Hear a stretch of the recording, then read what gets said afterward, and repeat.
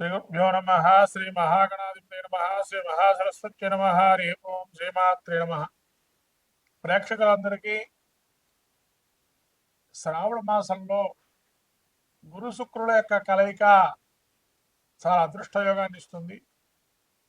ఇద్దరు గురువులు ఒకటే రాశి చక్రంలో ఒకటే రాశిలో ప్రయాణిస్తూ ఆగస్టు 20వ తారీఖు వరకు కూడా ఇద్దరు కూడా ప్రయాణిస్తున్నారు. ఒకటే రాశి సంచారం చేస్తూ ఈ యొక్క అపూర్వమైన కలయిక. ఈ కలయికల్లో కనుక ఎవరైనా జనిస్తే గనక మంత్రిత్వాది యోగాలు ఉంటాయి.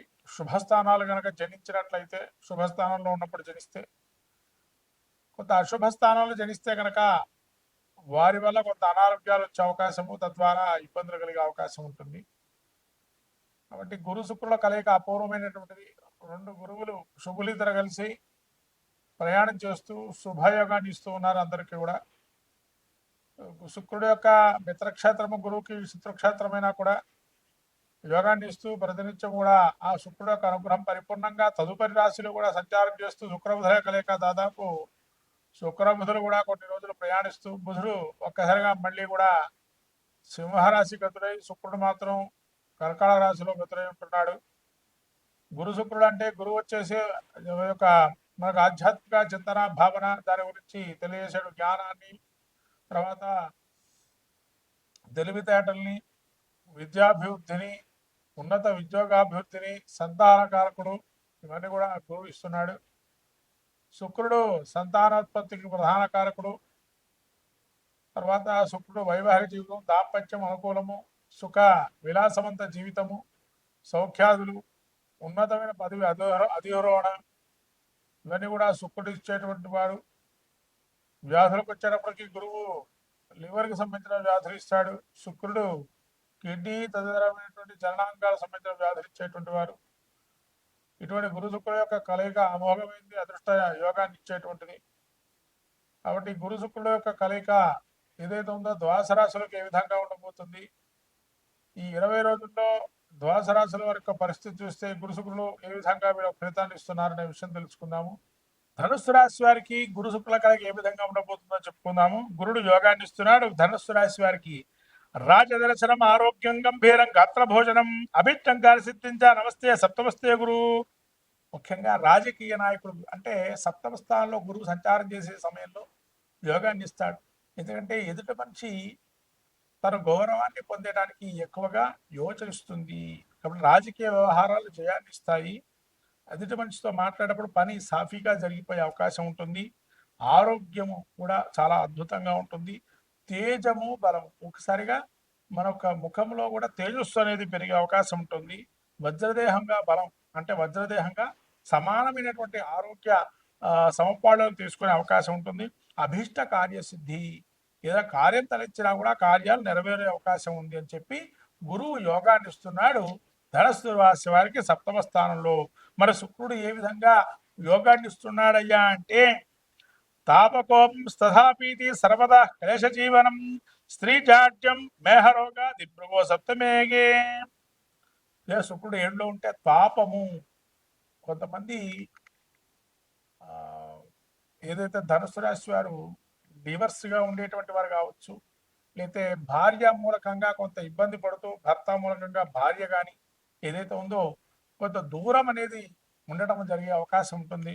అంటే వాళ్ళ వల్ల కోపము, తాపము అనేటువంటి జరిగే అవకాశం, ఎల్లప్పుడూ భీతి అంటే ఒక భయం, ఒక భయానక వాతావరణం ఏర్పడుతుందో, చిన్న సమస్య పెద్దగా మారే అవకాశం ఉంటుందా అని ఒక భయంగా ఉంటుంది. సదా విచారము, ఏదో విచారిస్తూ ఉంటారు. సుఖరోగం అంటే కొంతమందికి ఈ ఏదన్నా సుఖపడే యోగం ఉందయ్యా అంటే కాదు కాదు నాకు ఇక్కడ ఇదే కావాలి, ఇదే బాగుంది అనుకుంటారు.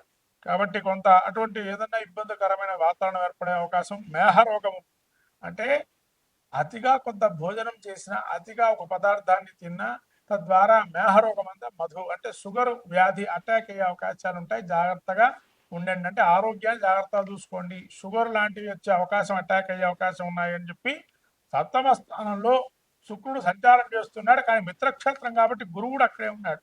కాబట్టి ఎంత జాగ్రత్తగా ఆరోగ్యాన్ని చూసుకుంటే అంత మంచిది ఈ యొక్క ధనుస్సు రాశి వారికి. ఎందుకంటే వీరికి గురు శుక్రుడు ఒకరి యోగం ఇస్తే ఒకరి యోగాన్ని ఇవ్వటం లేదు, కానీ అష్టమంలో రవి ఉన్నాడు కాబట్టి అవయోగం కొంత ఎక్కువగా ఆరోగ్యం మీద కనబడే అవకాశం ఉంది. కాబట్టి ఆరోగ్యం జాగ్రత్త, మిగతా అన్ని విషయాలు మీకు అనుకూలంగా మారే అవకాశం ఉంటుంది. మొత్తం మీద ద్వాదశ రాశుల పరిస్థితి చూస్తే గురు శుక్రులు కొందరికి యోగం, కొంతమందికి అవయోగం, కొంతమందికి సగం అర్ధ యోగాన్ని ఇస్తున్నారు. కాబట్టి ఈ ఆగస్టు 20వ తారీఖు వరకు గురు శుక్రులు ఇద్దరు కూడా కలిసి ఉన్నారు. కాబట్టి నీలి వస్త్రము అంటే బ్లూ కలర్ వస్త్రాలు, ఎల్లో కలర్ వస్త్రాలు ద్వాదశ రాశుల వారు ఎవరికైనా దానంగా ఇవ్వటం, లేదా వస్త్రాలు లేని వాళ్ళకి కొని ఇవ్వటం, గృహోపకరణాలు అంటే కొద్ది జాగ్రత్తగా వాడుకునే స్థితిలో ఉండాలి. ఏదో పెట్టేసాం, స్విచ్ చేసాం, అది మంచి స్థితిలో ఉందా లేదా ఎంతసేపు వేస్తే బాగుంటుంది అనేది ఆలోచన క్రమంలో పెట్టుకోండి. కొంతమంది స్విచ్ చేసి వెళ్ళిపోతారు, తద్వారా అవి ఇబ్బంది కలిగి అగ్ని భయాలు, చోర భయాలు జరిగావు. చోర భయం, అగ్ని భయం జరుగుతుంది. చోర భయం పెట్టిన వస్తువు అక్కడే ఉందా లేదా కాదు, అది లాక్ వేసామా లేదా చూసుకోవాలి. ఇటువంటి విషయాలు కొన్ని మీరు జ్ఞానంలో తీసుకొని ఇవి కలగకుండా చూసుకోండి. అవి పోయిన తర్వాత పోయిన వస్తువులు అని చెప్పి అనేదానికన్నా మనం ఎంతో జాగ్రత్తగా పెట్టుకుంటే కనుక మంచి జరుగుతుంది. ఇక ధన విషయానికి వస్తే ఎవరో కొత్త వాళ్ళు మనకేదో మెప్పు పొందుతాము, ఎవరో మమ్మల్ని మెప్పిస్తారు, వాళ్ళ గురించి మనం ఖర్చు పెట్టాలనే ఆలోచన పక్కన పెట్టండి. వాళ్ళ గురించి ఖర్చు మీరు చేయటం కాదు.